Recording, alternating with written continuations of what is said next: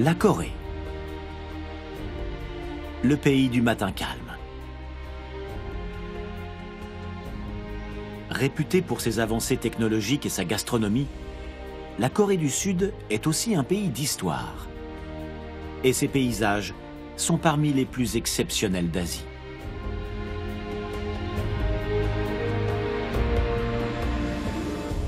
La Corée du Sud s'est efforcée de protéger sa nature sauvage, tout en se transformant en profondeur pour évoluer avec son époque.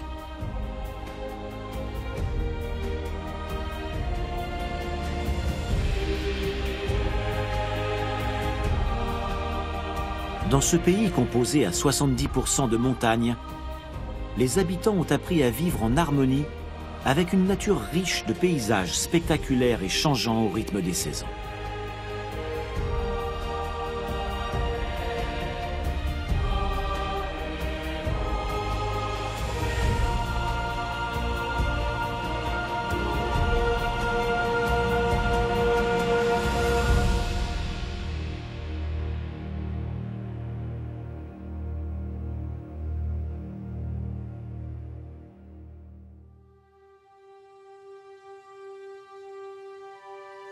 Notre voyage aérien en Corée du Sud commencera par l'île de Jeju. Puis nous rejoindrons le parc national du Jirisan, avant de gagner la province de Gangwon. Nous terminerons enfin notre voyage sur la côte sud-est, à Busan.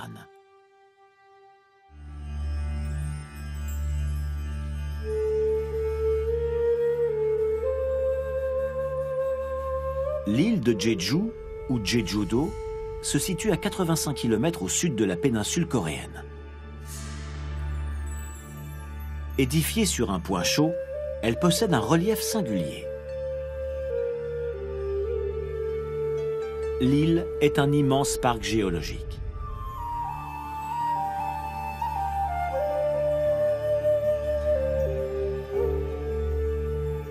Née d'une éruption volcanique il y a 2 millions d'années, la plus grande île de Corée est le paradis des géologues et des vulcanologues.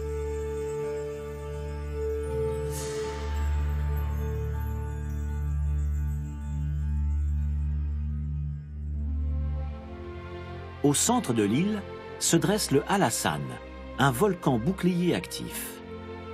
Du haut de ses 1950 mètres d'altitude, c'est le point culminant de la Corée du Sud.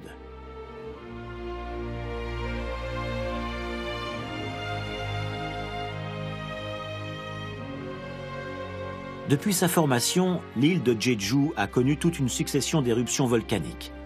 Le Hallasan était encore actif il y a 1 millier d'années.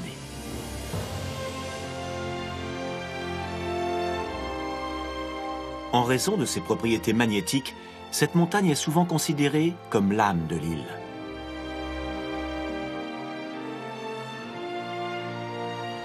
Au sommet, le lac du cratère peut mesurer jusqu'à 2 km de circonférence et 110 mètres de profondeur en fonction des saisons. Ici, on l'appelle le Baekneok-dam, le lac du cerf blanc en coréen. Une légende raconte que des esprits bienveillants chevauchent à dos de cerf sur les rives du lac. Pour cette raison, apercevoir cet animal est considéré comme un signe de bonheur et de longévité.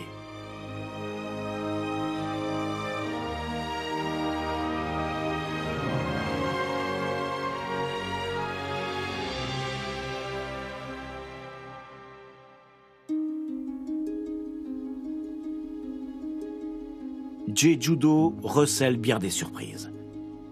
On y trouve notamment de nombreux cônes volcaniques, qu'on appelle ici des orums. Ce terme, qui provient d'un dialecte local, désigne une petite colline ou encore une pente facile à gravir.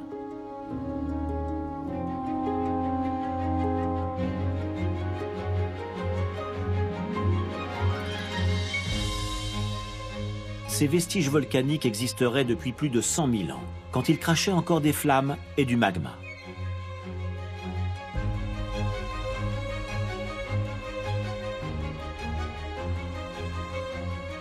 « 368 orums se sont ainsi formés à la surface de l'île.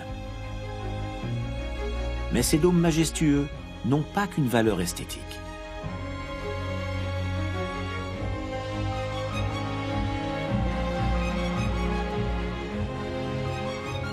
Ils contiennent d'importantes réserves d'eau douce, essentielles pour la végétation de l'île. Une végétation abondante qui participe à l'excellente qualité de l'air sur Jeju-do.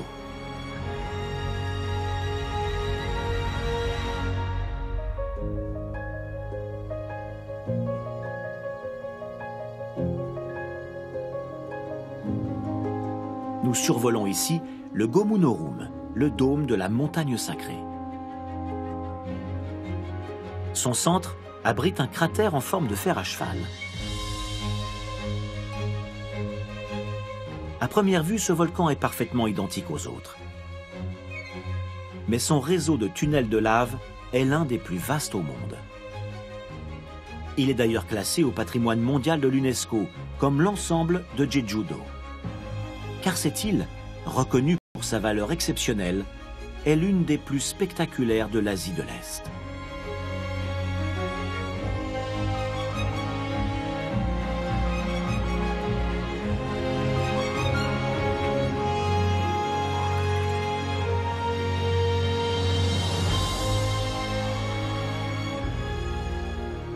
Dans le sud-ouest de l'île se dresse un autre volcan, le Sanbangsan.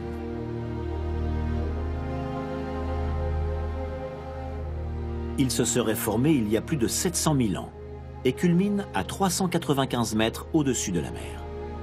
Son aspect unique serait dû au refroidissement d'une énorme coulée de magma. Mais la tradition raconte une toute autre histoire. Selon la légende, un archer aurait un jour blessé par mégarde l'empereur de Jade. Furieux, le roi des dieux aurait saisi le premier projectile à sa portée, en l'occurrence le sommet du Hallasan. Il l'aurait arraché et lancé sur le pauvre archer.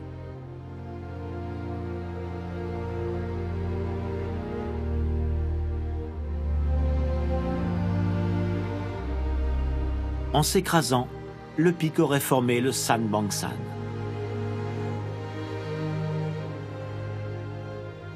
Fait étrange, la composition géologique du mont Sanbang et du volcan Hallasan est très proche, bien qu'ils se soient sans doute formés à des époques différentes.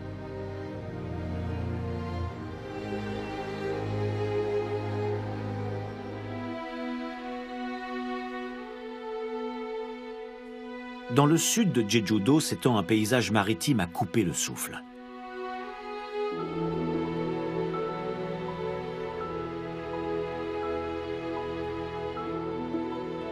Sculptée par les vagues, cette longue falaise s'est formée il y a 2 millions d'années lors d'une éruption volcanique. Sa forme initiale a inspiré son nom, Yongdwam, le rocher du dragon. Mais il n'en reste que le corps. Un jour, la foudre s'est abattue sur le rocher et le dragon a perdu sa tête. Les falaises ont une forme concave. L'érosion marine qui les a creusées au fil du temps a créé ces dessins uniques dans la paroi.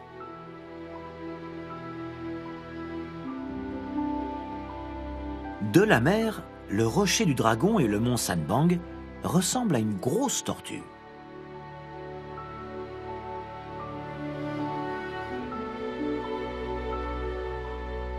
Ces falaises étonnantes sont les plus anciennes formations volcaniques de Jeju-do, plus anciennes encore que le Hallasan. Elles se seraient formées en même temps que la naissance de l'île.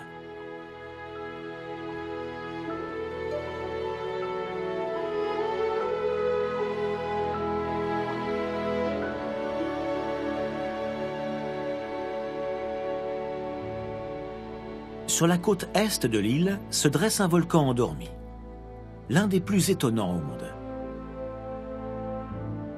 C'est le Songsan Ilchulbang, le mont du soleil levant.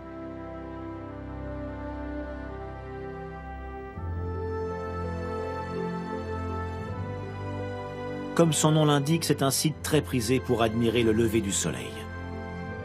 Il est classé au patrimoine mondial de l'UNESCO.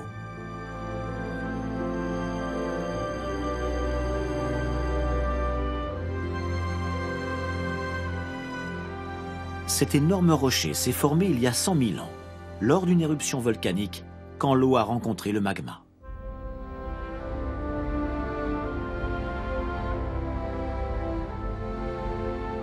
Plusieurs volcans ont la même origine, mais aucun ne possède un cône de tuf aussi bien préservé et des structures internes aussi riches que celui-ci.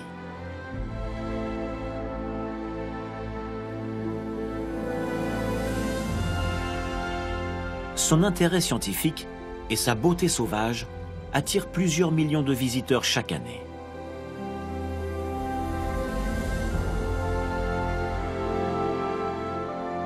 Le Songsan Ilchulbong est le site naturel le plus apprécié de l'île de Jeju.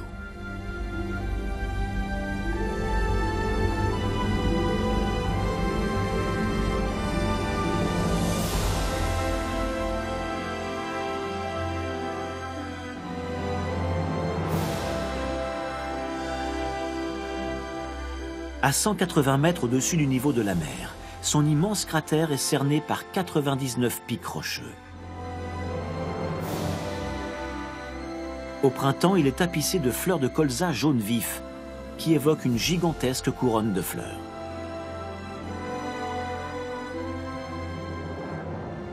Ce volcan a longtemps été séparé de Jeju-do par la mer.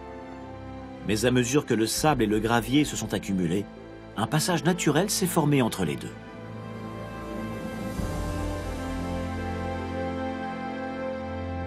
Considéré comme sacré, ce site est un lieu de prière vénéré. Admirer un lever de soleil de son sommet est une expérience féerique.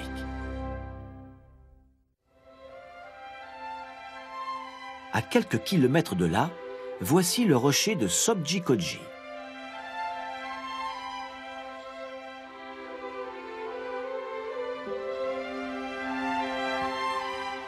C'est aussi un lieu très prisé des visiteurs pour sa beauté atypique.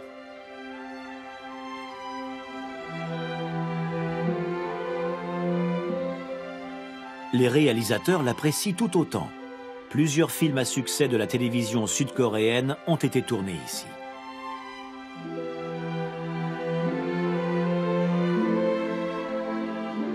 Ce rocher dressé vers le ciel est associé à une légende. On raconte que le roi dragon serait tombé amoureux d'une nymphe, disparue un jour mystérieusement.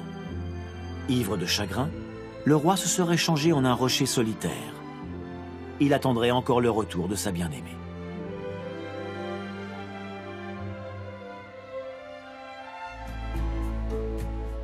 Sur la côte sud de l'île de Jeju, l'eau et la lave ont formé un paysage spectaculaire. Il s'agit de l'estuaire de Suesokak, appelé autrefois Sodun, le bœuf couché. C'est l'embouchure d'une petite rivière qui prend sa source sur le mont Ala. Avant de se jeter dans l'océan, le cours d'eau s'élargit et devient plus calme.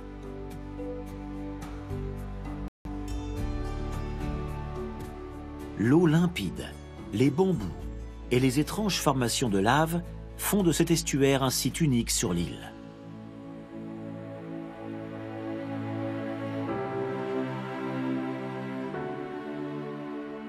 Pour profiter pleinement du paysage, rien ne vaut une promenade sur l'un des bateaux traditionnels de Jeju-do, les Taewu.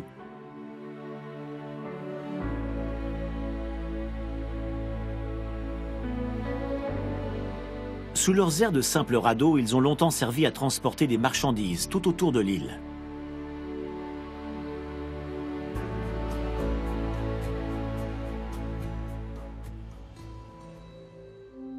Le charme incontestable de Jeju-do tient aussi à ses nombreuses chutes d'eau.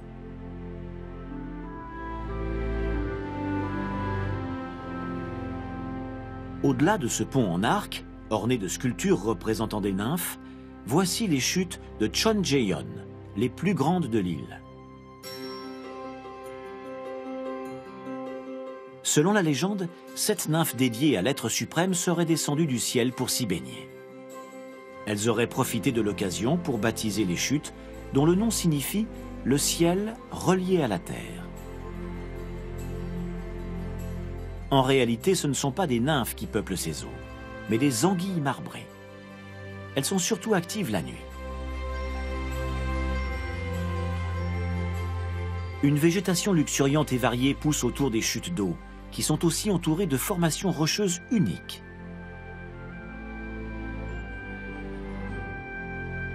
Lorsque le niveau de l'eau est élevé, la cascade de 20 mètres de hauteur est un spectacle impressionnant. L'eau de ces chutes aurait même le pouvoir de guérir celui qui la touche. Bien qu'il soit interdit de s'y baigner, ce mythe continue d'attirer de nombreux visiteurs.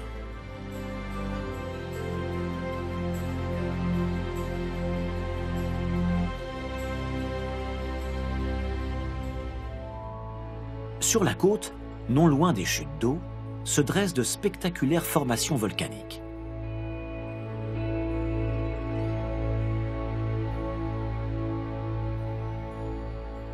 Ces colonnes hexagonales sont de véritables œuvres d'art. Elles ont été créées par le refroidissement brutal de la lave en fusion au contact de la mer il y a plus de 20 000 ans.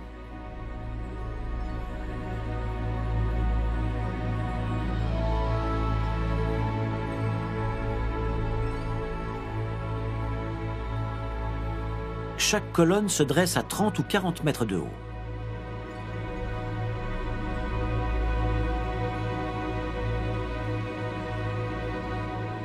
Elles s'étendent sur un peu plus de 3 km.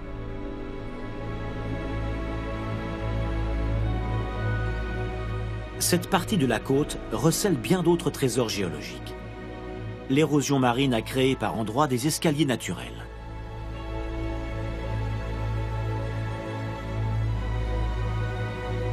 Ils sont à l'origine du nom de cet endroit, l'Hôtel des Dieux, Chisadge-Ehan.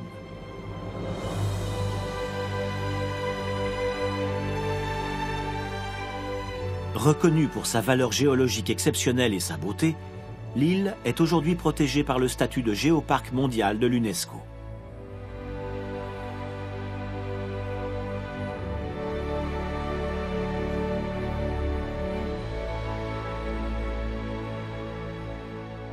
Non loin de ces colonnes étonnantes, voici les chutes de Jeonbang.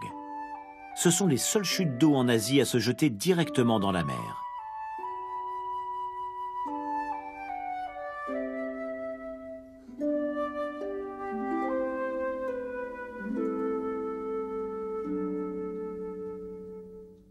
Une légende leur est également associée. Au IIIe siècle avant notre ère, le célèbre empereur chinois Qin aurait envoyé son serviteur sur l'île de Jeju afin qu'il en rapporte une herbe censée lui offrir la jeunesse éternelle. Le serviteur serait rentré bredouille, mais il aurait découvert ces chutes d'eau sur sa route.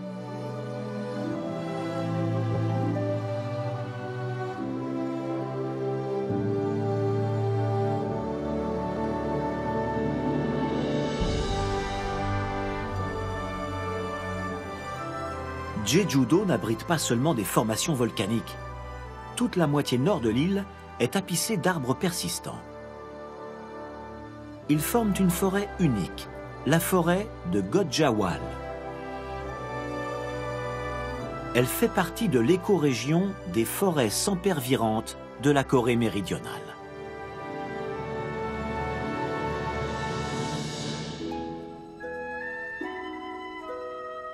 Le nom de Gojawal évoque une forêt d'arbres, de buissons épineux et de rochers. Sous son apparence de forêt ordinaire, c'est la seule au monde à réunir des plantes de l'hémisphère nord et de l'hémisphère sud.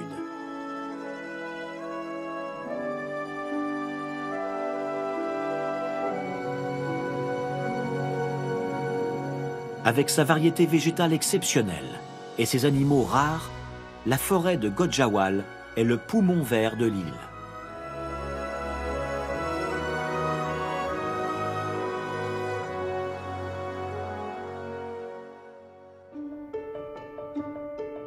L'un des produits naturels les plus populaires de Jeju-do est le thé vert.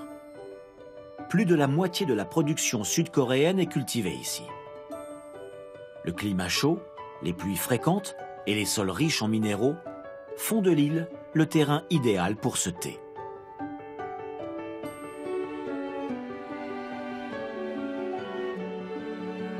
Avec les monts Wang en Chine et le mont Fuji au Japon, c'est l'une des principales régions de culture du thé vert dans le monde.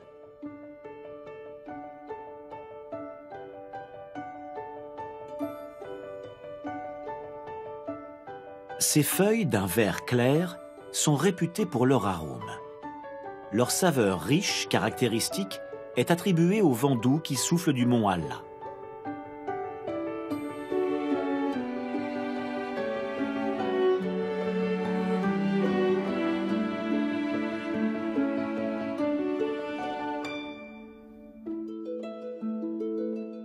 L'île est aussi réputée pour sa production de mandarines.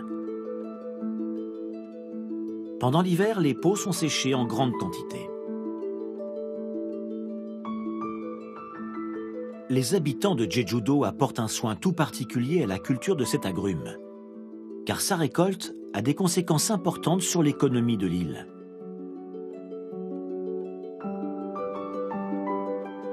La majorité de la production sud-coréenne vient d'ici. Le sud tempéré de l'île bénéficie d'un climat subtropical océanique. Ces conditions clémentes, ainsi que la richesse du sol volcanique, produisent des mandarines douces, juteuses et sucrées.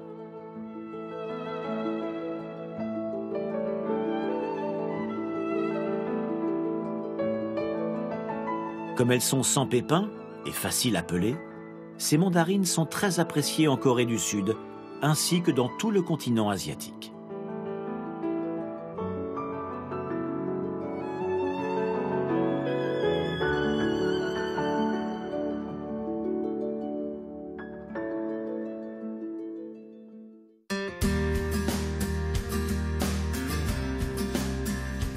Le sentier au lait fait le tour de l'île. Inauguré en 2007, il s'étend sur 422 km et compte 21 itinéraires balisés.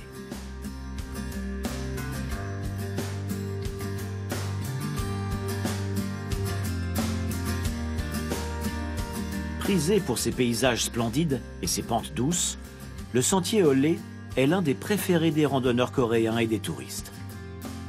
L'itinéraire le plus court s'effectue en 1 heure, mais le plus long demande jusqu'à 8 heures de marche.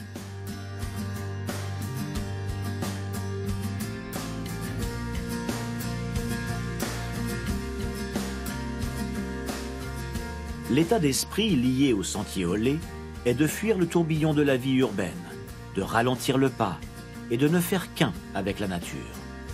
Pour cette raison, il est conseillé de le parcourir à un rythme lent et non comme une épreuve sportive.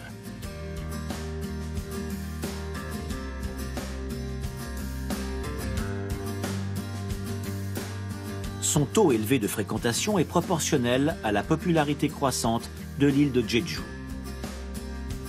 Depuis la création du sentier en 2007, tout le pays s'est pris de passion pour la marche à pied. Loin des forêts humides et des montagnes, les plages de Jeju-do restent l'un des principaux attraits de l'île. Celle-ci est une vaste étendue de sable blanc qui borde une mer émeraude. C'est l'une des plus belles de l'île. Les vents puissants en font un site très prisé des kitesurfers.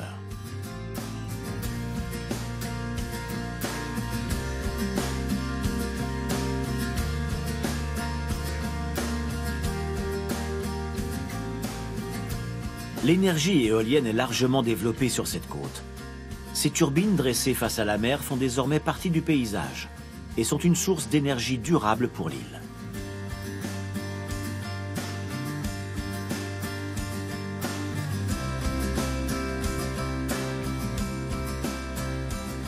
Jeju-do est une merveille volcanique créée par l'eau et le feu au fil des millénaires. L'île préférée des Sud-Coréens possède un patrimoine naturel d'une richesse exceptionnelle. C'est un lieu unique dans le paysage de la Corée du Sud.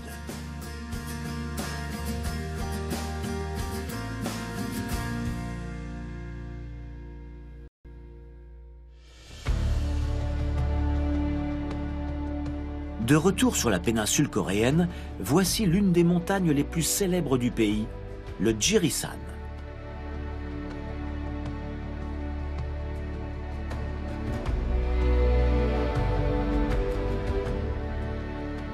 Avec ses paysages spectaculaires, le parc du Jirisan est le premier de Corée du Sud à recevoir l'appellation de parc national en 1967.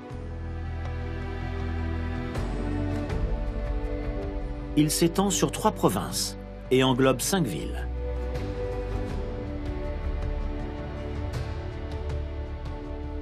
La première syllabe du nom, Ji, est le caractère chinois qui désigne la sagesse. D'après un adage coréen, même un ignorant deviendrait sage en gravissant cette montagne sacrée. Avec un sommet qui culmine à 1915 mètres d'altitude, le Jirisan est la deuxième plus haute montagne de Corée du Sud après le volcan Hallasan, sur l'île de Jeju. Il compte 3 pics principaux: le Chonwangbang, le Nogodan et le Samsongung.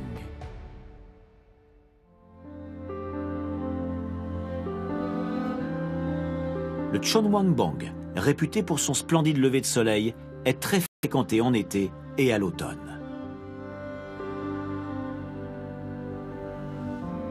Le pic du Nogodan abriterait la déesse de la montagne. En coréen, Nogodan signifie l'autel dédié à la vieille femme.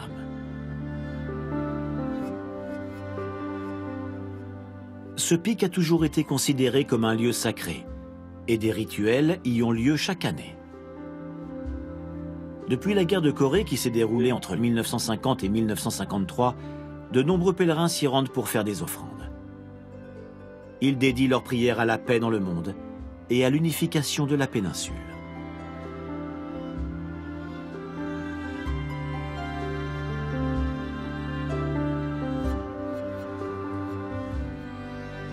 Non loin du Nogodan, un fort se dressait autrefois à cet endroit.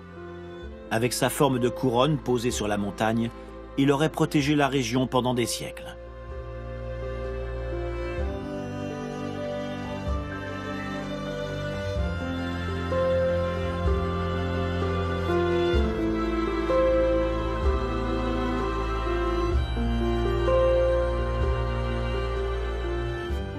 Au nord du fort, à 800 mètres d'altitude, voici le Samsongung, ou palais des Trois Sages.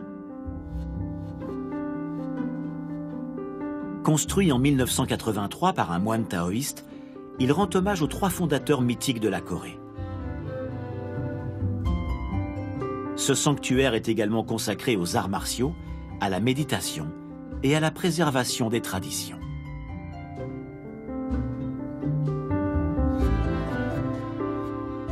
Le palais des Trois Sages est un lieu unique en Corée. De nombreux visiteurs s'y rendent pour perpétuer les valeurs culturelles du pays, méditer et former leur esprit.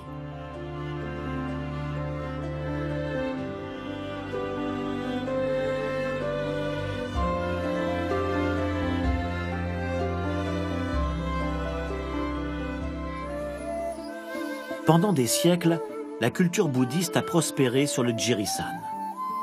Le parc accueille 7 temples et c'est un lieu aux multiples richesses culturelles.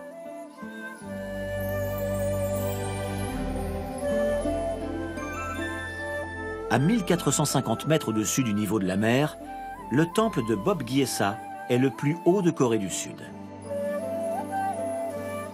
Bâti pour la première fois au 5e siècle, ce temple modeste et ses pagodes de pierre sont souvent enveloppés dans les nuages.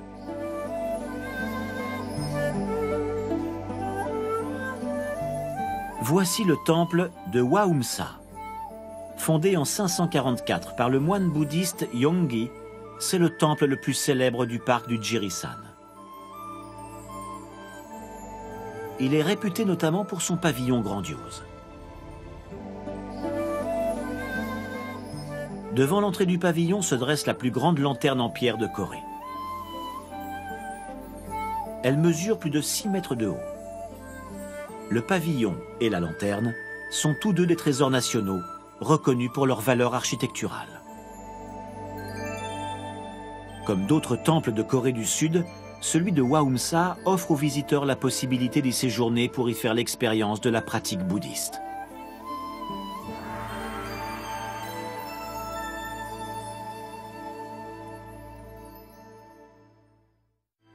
Un peu plus à l'ouest, le temple de Sasongam doit lui aussi son existence à Yonggi, qui l'aurait fondé la même année.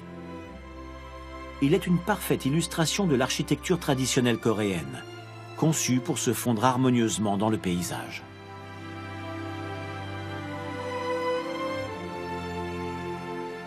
De grands moines bouddhistes y auraient pratiqué la méditation et l'ascétisme. Cette discipline du corps et de l'esprit vise à atteindre la perfection spirituelle par le renoncement au plaisir terrestre. Elle se pratique souvent dans des lieux retirés du monde.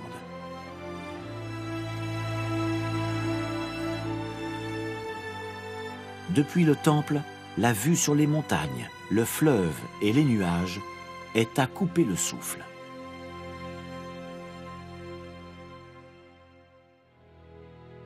En route maintenant pour le nord-est du pays, où l'hiver enveloppe déjà de blanc la province de Gangwon. Cette route enneigée serpente à 800 mètres d'altitude.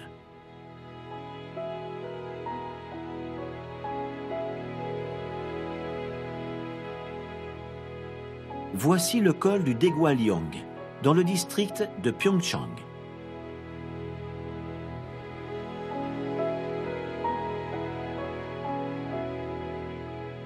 Malgré l'altitude, le terrain est ici relativement plat. C'est une destination prisée des randonneurs.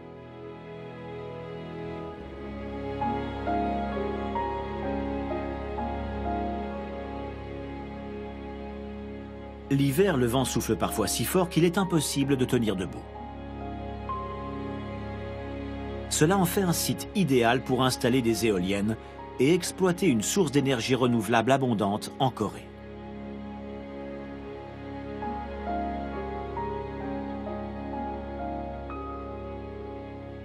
Grâce à son taux d'enneigement élevé, la région compte plusieurs stations de ski.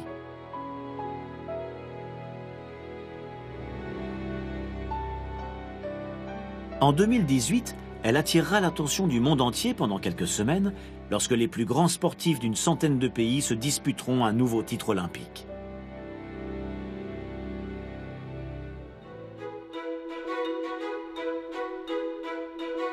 Les Jeux olympiques d'hiver de 2018 auront lieu dans la station d'Alpensia. Elle possède le plus beau domaine skiable du pays, avec un tremplin de saut à ski de 140 mètres de long.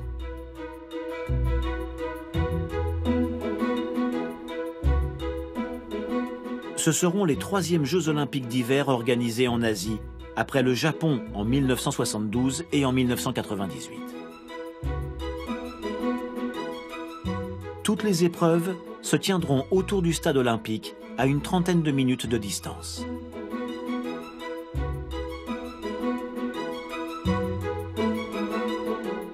Les infrastructures sont conçues pour exploiter les paysages naturels splendides des montagnes de Pyeongchang.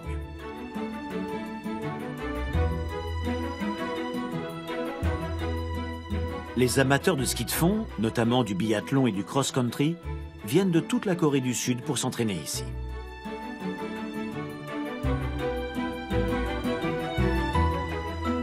La ville de Gangneung, sur la côte, accueillera les rencontres de hockey sur glace et de patinage de vitesse. Elle a la particularité d'être bordée à la fois par la mer et par un lac, entouré de montagnes.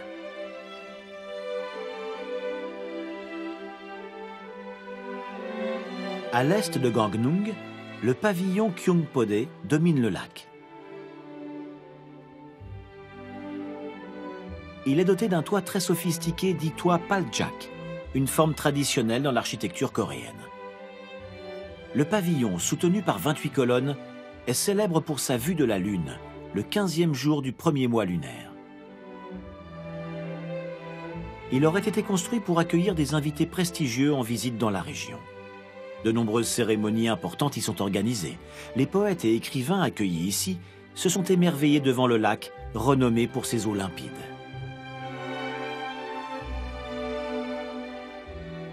Près du lac, des maisons coréennes traditionnelles se cachent parmi les pins.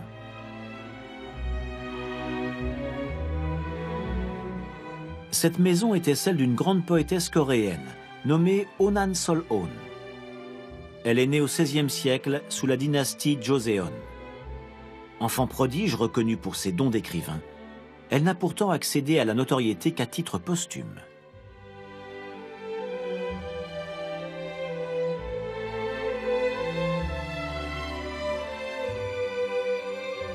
Voici le pavillon Ojukon.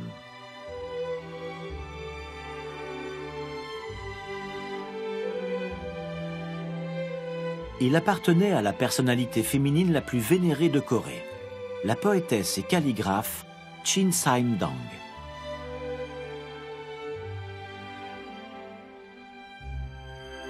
C'est ici qu'elle donne naissance à son fils Yi-hee en 1536.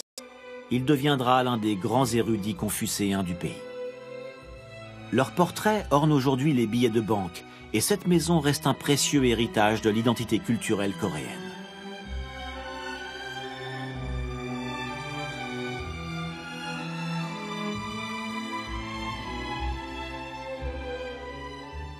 Non loin de là, voici le pavillon Songgyo-jang. Avec ses 99 pièces, c'est le plus sophistiqué et le plus imposant de la région.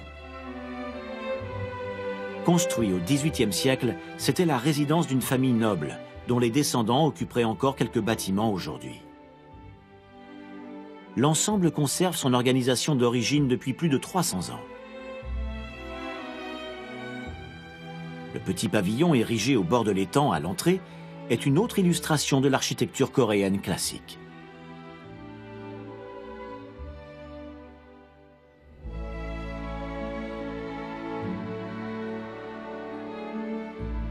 Au-delà de la ville de Gangneung, s'étend la côte orientale de la péninsule coréenne. Cette route panoramique serpente à flanc de falaise, le long des eaux bleues de la mer du Japon. C'est l'une des routes les plus spectaculaires du pays.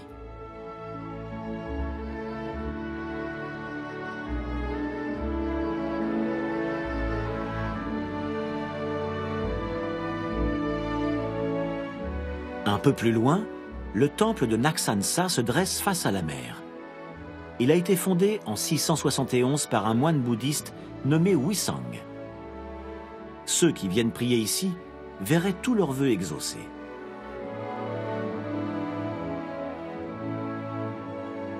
Une statue de granit blanc de la déesse Guanyin est tournée en direction du large. Érigée en 1977, elle pèse 700 tonnes et mesure plus de 17 mètres de haut avec son piédestal. Symbole de la compassion, c'est de loin la plus haute statue bouddhiste du pays. Au sommet de la colline, ce pavillon offre une vue panoramique sur tout le littoral. C'est l'un des rares temples coréens à surplomber ainsi la mer du Japon.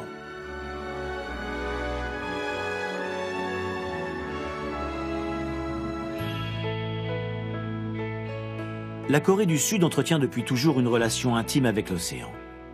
Omniprésent dans la culture traditionnelle, ce lien l'est encore de nos jours, comme l'illustre l'une des plus grandes métropoles du pays.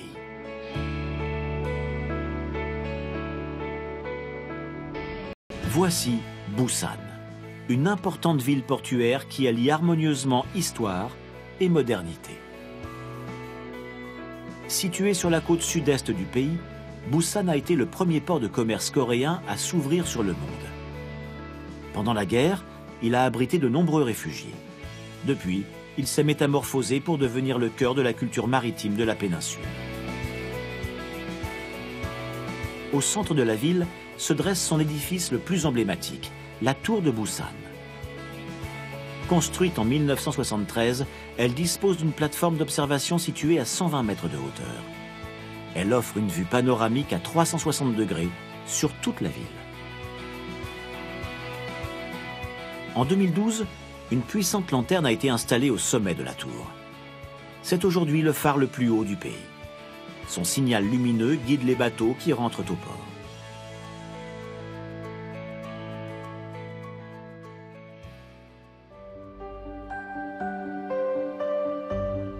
Au pied de la tour, l'un des ponts de la ville incarne les souffrances et les espoirs de la guerre de Corée. Lorsqu'il est inauguré en 1934, le Yongdo-daejyo est le premier pont basculant du pays. Il s'ouvre entièrement sur un côté pour laisser passer les bateaux les plus imposants.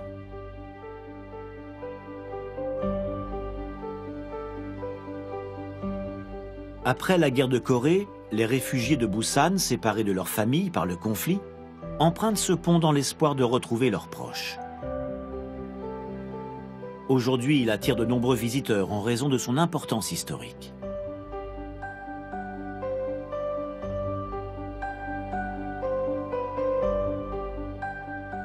Un autre vestige de la guerre se dresse au bord de l'eau. Le marché de Jagalchi. C'est ici que les femmes venaient vendre leurs poissons pour nourrir leur famille pendant que leurs maris se battaient au front. Beaucoup de femmes travaillent encore dans l'industrie de la pêche, où elles nettoient et transforment le poisson. Les vendeuses du marché de Jagalchi sont appelées Ajuma, ce qui en coréen désigne les femmes d'âge mûr ou mariées. Avec son dessin moderne en forme de mouette, le marché aux poissons de Jagalchi est l'un des plus grands d'Asie. À l'écart du marché et du port, voici le village culturel de Gamcheon. Une multitude de petites maisons de couleur pastel sont entassées au pied de la montagne. Ce village, bâti à la hâte par des réfugiés après la guerre, est longtemps resté un bidonville. Mais sous l'impulsion d'artistes locaux et de ses habitants, il a été entièrement repeint. Aujourd'hui, c'est un quartier artistique, en pleine effervescence. Des milliers de touristes viennent admirer ces maisons arc-en-ciel. Il est considéré comme l'un des plus beaux villages d'Asie. Voici l'une des principales avenues de Busan.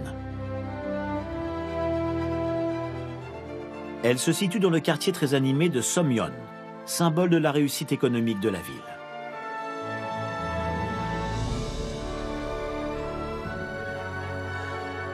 C'est un pôle financier important.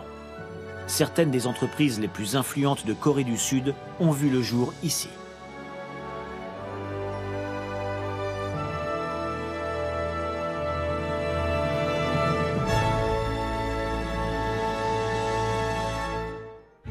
Cependant, la croissance fulgurante de Somyeon n'aurait pas été possible sans le port de Busan.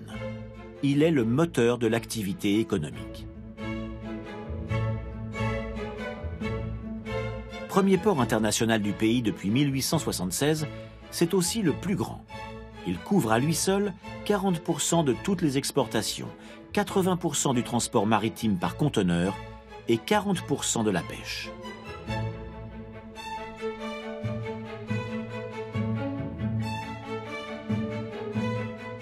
La situation géographique de Busan en fait un carrefour stratégique entre l'Asie, l'Europe et les États-Unis, relié à plus de 100 pays et à 500 ports dans le monde.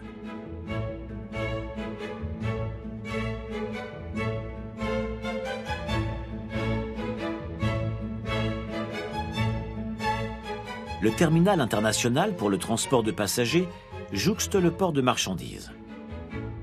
Il assure de nombreuses liaisons maritimes avec les pays asiatiques voisins.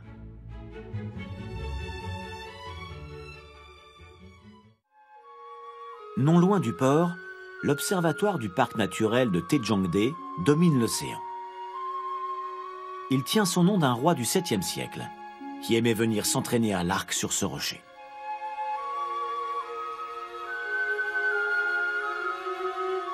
Le bâtiment s'inscrit dans un paysage étonnant, entre forêts épaisses et falaises découpées.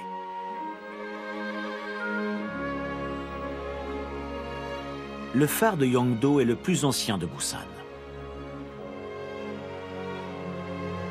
Construit en 1906, il reste longtemps un bâtiment modeste de petite taille. Remplacé par une version moderne en 2004, il est toujours en activité.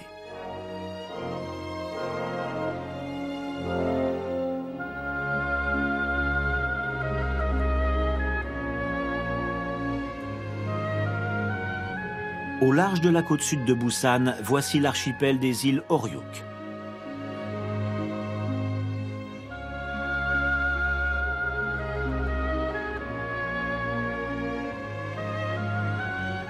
Leur nombre varie entre 5 et 6, selon le jour et la marée.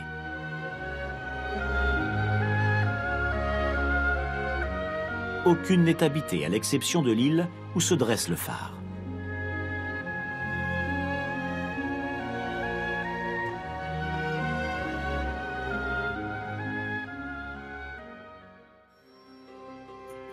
Busan n'est pas seulement un grand port de commerce et une métropole moderne. C'est aussi l'une des principales stations balnéaires du pays.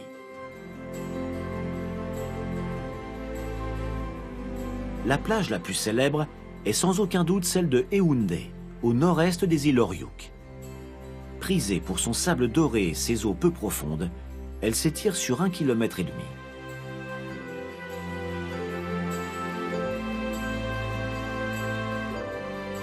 Chaque été, 10 millions de touristes affluent sur les plages de Busan.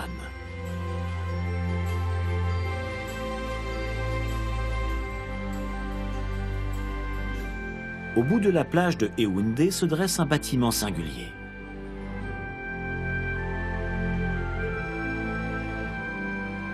Le pavillon Nourimaru est une version moderne du pavillon traditionnel coréen.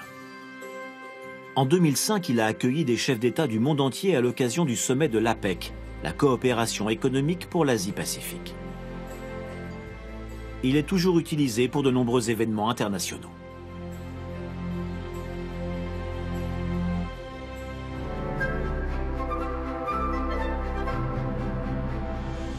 La ville compte un autre centre d'exposition et de conférences où l'APEC s'est également réuni en 2005, le Bexco.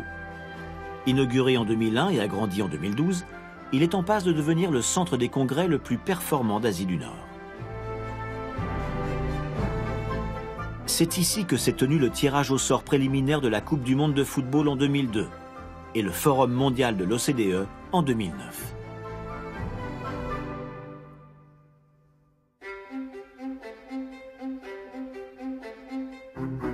La ville est aussi un important centre culturel. Le Festival international du film de Busan a lieu chaque année dans ce bâtiment moderne. Le toit du palais des festivals est une merveille architecturale. Il est d'ailleurs inscrit au livre Guinness des records comme le plus long toit en porte-à-faux du monde.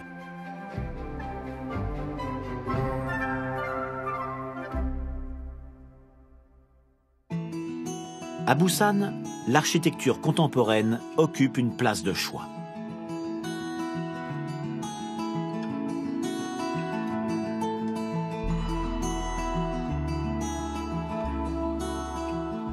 Les constructions les plus hautes se situent dans le quartier de Marine City. D'immenses gratte-ciel se dressent sur cet ancien site d'enfouissement des déchets. Au sommet de ces tours se trouvent certains des appartements les plus hauts d'Asie. C'est dans la marina située au pied de ce complexe résidentiel qu'ont eu lieu les épreuves nautiques des Jeux Olympiques d'été de 1988. Depuis, de nombreuses régates y sont organisées.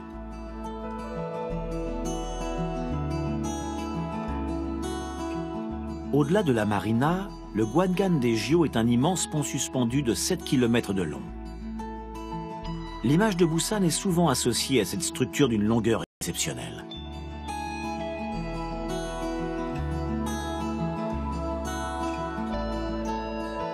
Le pont à l'entrée du port est également impressionnant. Il est moins long que le Gwangan-daejeon, mais il se dresse à 70 mètres de hauteur pour permettre le passage des porte-conteneurs.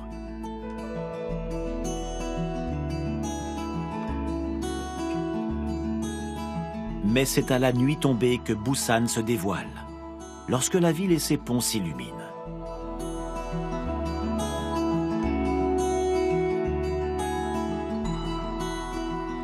Admirer les reflets multicolores sur l'eau est un spectacle féerique, à l'image d'une Corée du Sud aux 1000 couleurs et aux 1000 visages.